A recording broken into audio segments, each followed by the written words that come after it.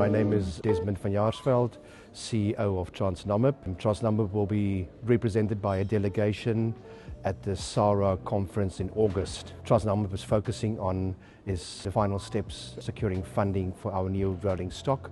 The opportunity is huge because there's a huge development and aggressive growth of mining in Namibia.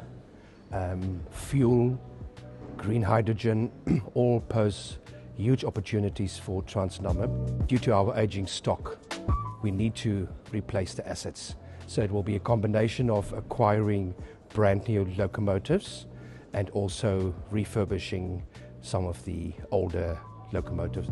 Refurbishment is roughly between, depending on the timing, 6 to 8, and acquisition of 20 to 25 new locomotives.